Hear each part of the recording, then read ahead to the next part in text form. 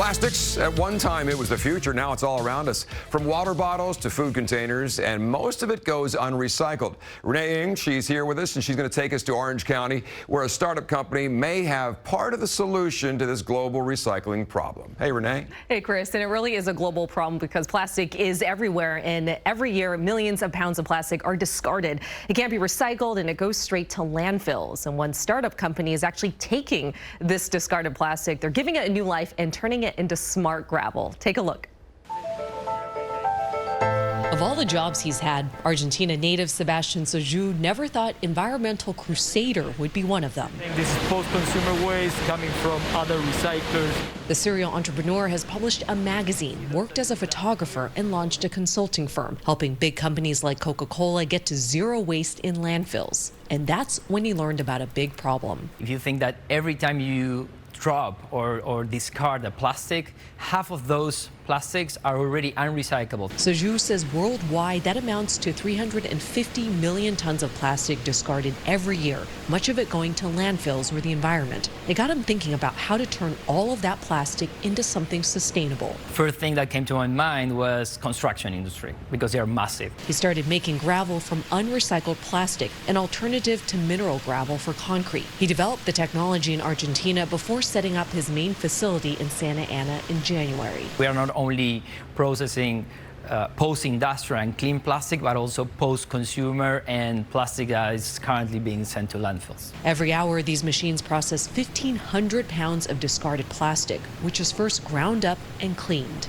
Then that goes into a system where it is heated up and shaped into the form of gravel. It's cleaned and washed again, cooled down and separated to be packed for either super sacks for big users or small bags for retail. But it's not only construction companies using the gravel. Gardeners like Hawthorne resident Monica Daniels says it helped her grow her green thumb, which she admits needed work after one of her die-hard house plants didn't survive. If anybody knows anything about snake plants, like, they are hard to kill.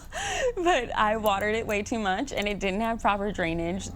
It didn't have the proper soil, and so the soil just soaked up all the water. Daniels turned to gardening while she was stuck at home during the pandemic, and through trial and error managed to grow succulents, vegetables, and fruit on her patio. She discovered the gravel after embarking on a personal 30-day sustainability challenge to kick off green habits. She says the gravel helps her plants drain properly, crucial since she doesn't have a backyard. After I put the gravel in the bottom, about an inch or so layer, then I put the dirt on top. Using a sustainable product gives Daniels peace of mind as she hopes to grow even more plants in her urban space. Soju says he's focusing first on plastics in Southern California. For every ton of unrecycled plastic he receives, he makes 1 ton of gravel. We're taking it from local recyclers that are interested in deviating this plastic from the environment. So we try to keep the solution local, also to keep the carbon footprint low. Something he wants to do globally as he hopes to expand and license his technology in the future.